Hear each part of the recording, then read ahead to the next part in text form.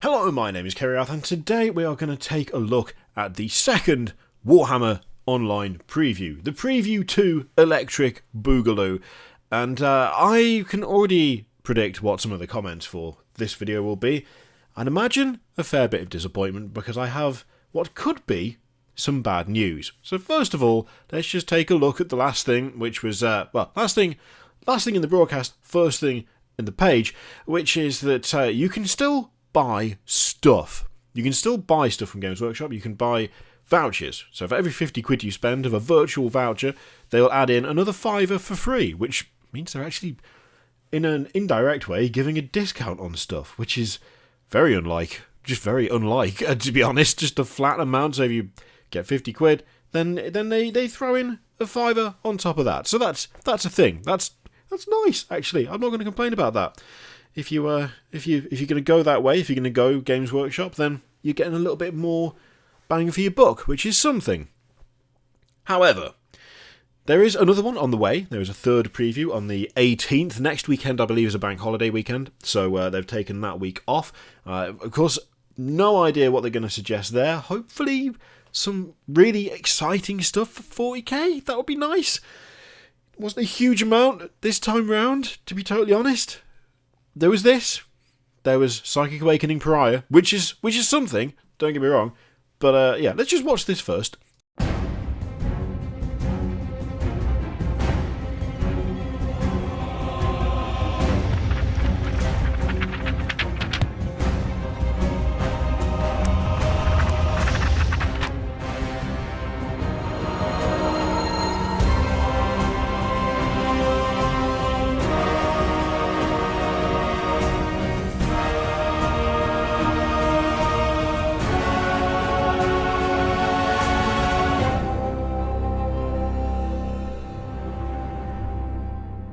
So that is, in fairness, actually quite exciting. We're getting the return of Ephrael and Gargant, and they look great. I'm not going to complain about the way these look. They look absolutely fantastic. Gargant's model is awesome. That the kind of fractal shield thing that's going on underneath his feet looks really, really good. I really like the pose. It's very Eldar. It's very elegant and a bit aloof, maybe a bit over the top, a bit fancy, perhaps. Arrogant, almost, I think is probably the phrase. It's a really good model. So is Stern. Stern is a really, really nice model. They both look great. They look really good models. Little details here. The purity seals are actually up because she's landing. You can see where the motion is. The cape is up. The cloth that goes like at the front is up.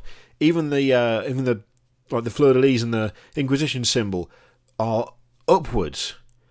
That shouldn't be something where I'm sitting there going, look at the attention to detail here. But it is, because there are other models they've done where they've had that similar motion and yet bits of the clothes have just not reflected that. This does reflect that. The motion is correct and it works and it makes that kind of pose more legitimate, and it means it actually makes sense. So I really like those details on that model. They both look great. Along with them is the 20th anniversary version of Demonofuge, which is awesome. Be worth reading that because they're going to have a prominent part in Psychic Awakening Pariah, and as such, you want to get a feel for the rest of her story.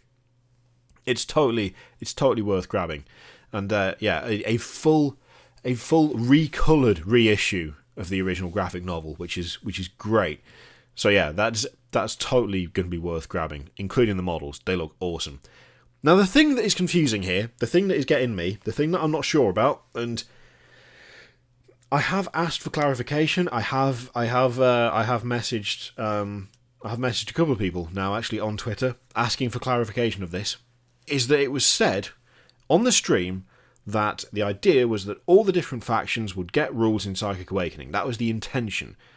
But they had news for Deathwatch and Harlequins players, which is that they are getting rules in White Dwarf. Now, White Dwarf is not Psychic Awakening. It is not part of the Psychic Awakening series. It is not Book 9 of the Psychic Awakening. It's not like Psychic Awakening Book 10, White Dwarf. No, it's just the magazine. Now, that is confusing to me. I'm just trying to find out whether this is a case of the rules will be in one of the Psychic Awakening books, but until those books can go into production due to the just halt on literally everything fun at the moment, they're going to be in White Dwarf, or whether they are only going to be in White Dwarf. I'm just trying to get clarification for that. What I will do is, if I get clarification, either way, I will put a comment, like a pinned comment, saying which of those it is. If it's a case of they said at the start every faction is going to get something in Psychic Awakening, and then suddenly it's a case of every faction, apart from these two. I'm not sure what's happening with Necrons, actually. I don't think they mention them at all. If it's a case of, but these two are just getting White Dwarf, that kind of sucks, to be totally honest. It depends on the context. If this is a case of they had a significant lead time on the Psychic Awakening books, but they were still writing like the last one when everything went into lockdown, when production of these things became not feasible due to like all non-essential stuff closing down, that's totally understandable, and a compromise of bringing the rules out in White Dwarf makes a lot of sense in that context, because it means that what would have been a unacceptably long wait, on top of waiting until, 9 books into the series to get your rules, you'd have to wait even longer because you cannot get hold of the book, that putting it into White Dwarf would then make a lot of sense.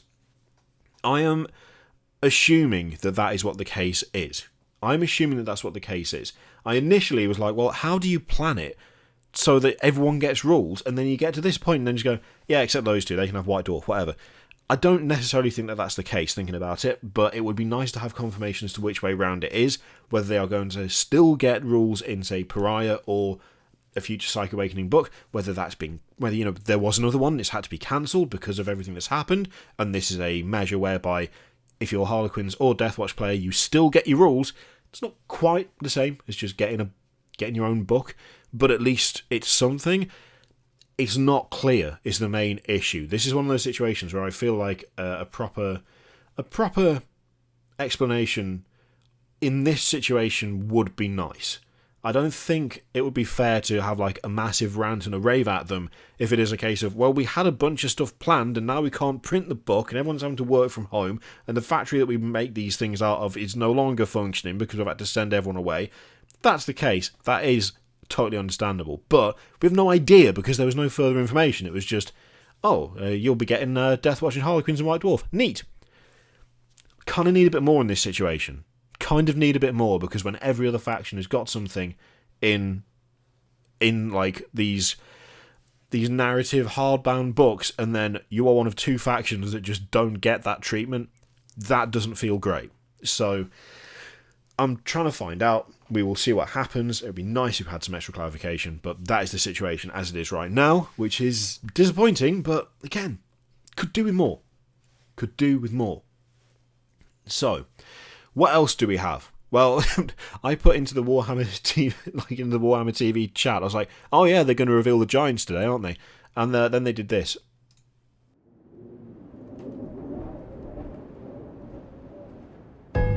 Be good, little one, or the Gargants will come to get you. Little girls who steal get chomped by the Kraken Eater. Little boys who shout and cry get stomped on by the War Stomper. And those who try to hide from the Gargants get smashed by the Gate Breaker. Be good, little one.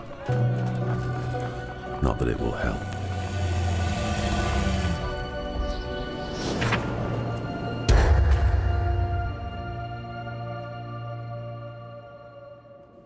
So yeah, a faction of giants. So that leak that I got last year, middle of last year, beginning of last year, I can't even remember when. It was a long time ago. Talking about just a full faction of Gargants.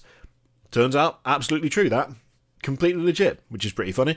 But yeah, I put that in the chat, and then about 30 seconds later, this happened, and the record is maintained after the Sisters of Battle. It's not really. I've made loads of predictions. They've all been wrong. But this one specifically was correct. Unfortunately, that's all we get. So, for those of you new to the mortal realms, Behemat is one of the zodiacal god beasts, an entity of unspeakable power from the age of myth. He's claimed this massive titan is the father of the Gargant race. We can't tell you much about this battle tome yet, save that it'll let you field an army of Gargants, and nothing but Gargants. We may well even see some brand new ones. So, it's a teaser, but there is going to be something there. So, yeah, we'll see something in the future. I'm hoping that maybe they show something off, not next week, but the week after. That would be nice. Okay, we also had some Angels of Death stuff. It looks pretty damn good, so let's take a look.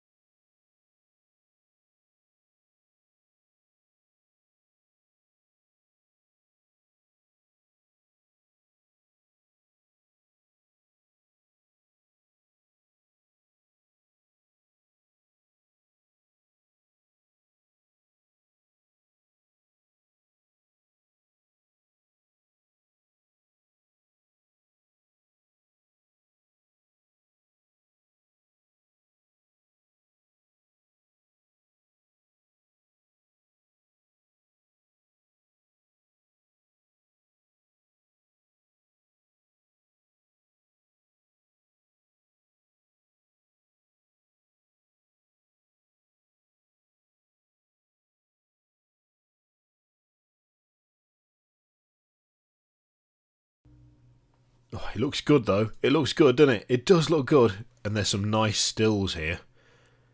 Which, yeah. I really like the colour palette for this. Also, she's going to become like an instant fan favourite, I'm assuming. Got a hint of a Lotara Sarin about her, if you ask me. In the best possible way. You don't want your ship to look like that, that's bad. So yeah.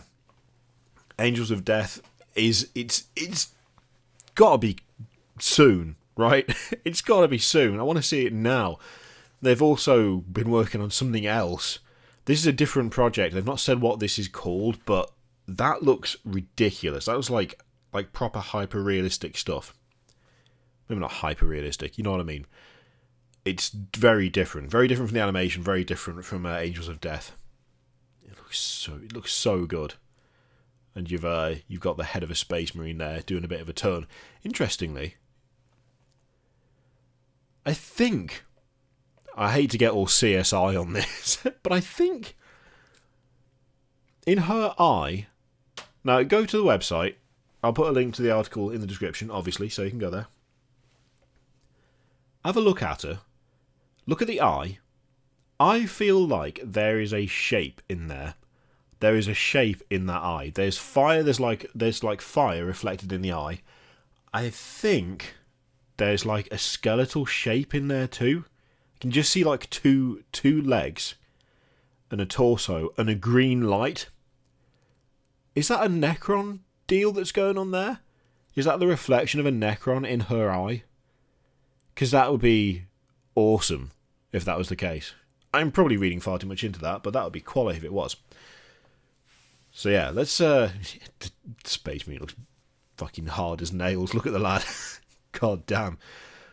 So we also had a bit of news for Middle-earth as well. Stuff like this kills me.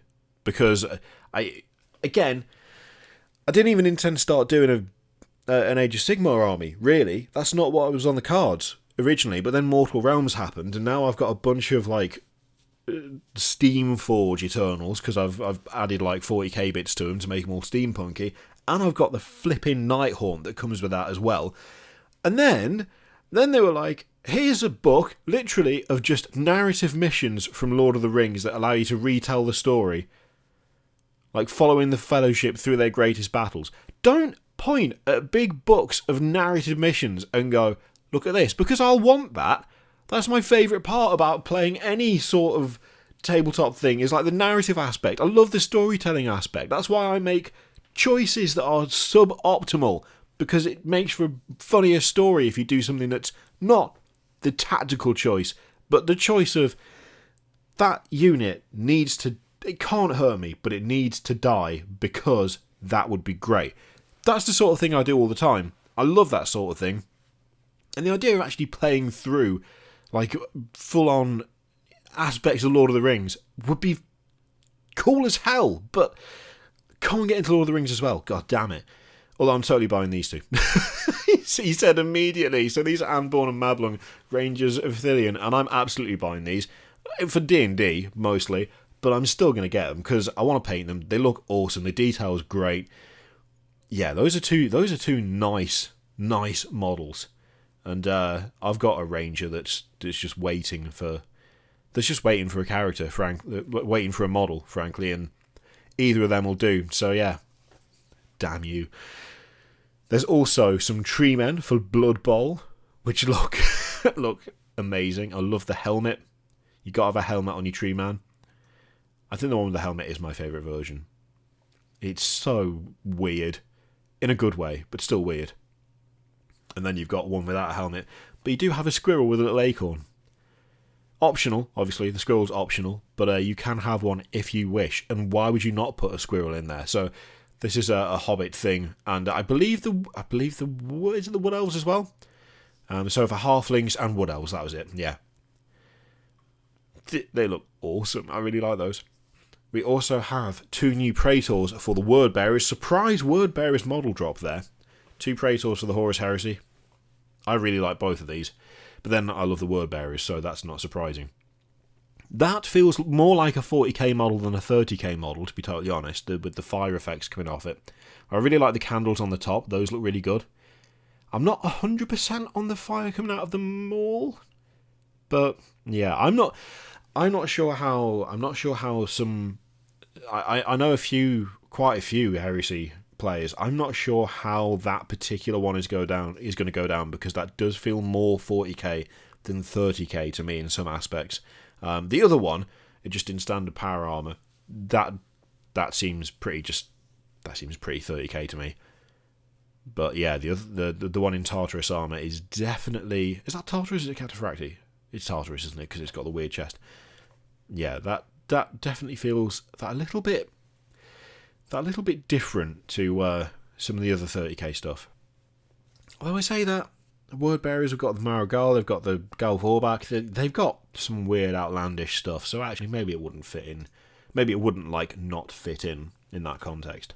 But I mean I like both of them, but then how could I not?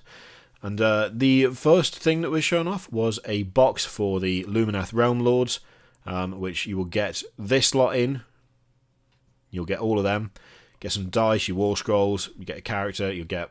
you'll get a couple of characters. You get that lad, and you'll get the amazing armour, various tokens and all that nonsense.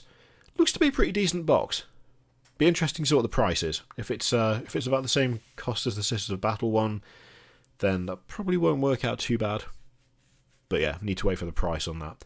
Really, the best thing in it is this. That's still an amazing model. It's just so well done. I love it. It's so good. So yeah, that is what we have from the preview. Let's go right back up to the top and have a glance at these two again, because they look absolutely great. If I get any clarification on how the rules for the Harlequins and Deathwatch things will come about, whether it will be through just White Dwarf, whether it will be available in both White Dwarf and whatever the Psychic Awakening book that they end up being in, if it's not Pariah, which I thought it would be, but we don't know, I will let you know. That's how things currently are, though. Those two factions will get their rules in White Dwarf. In terms of overall stuff shown off, I will absolutely understand a lot of you being very disappointed, to be totally honest. There are more reveals coming. There's one next week, not next weekend, but the weekend after. And I'm assuming there'll be one after that as well. They have said they've only shown off half what they were going to show at Adepticon so far. So I'm assuming there's loads more to come. But we'll just have to wait and see. Just have to wait and see. Let me know what you thought of all that in the comments down below. If you have any further thoughts on the Psyche Awakening situation, then again, let me know in the comments down below. Feel free to click all the things, Patreon video, subscribe, all that stuff. Click it if you like, don't click it if you don't want to. And yeah, I will see you for the next one.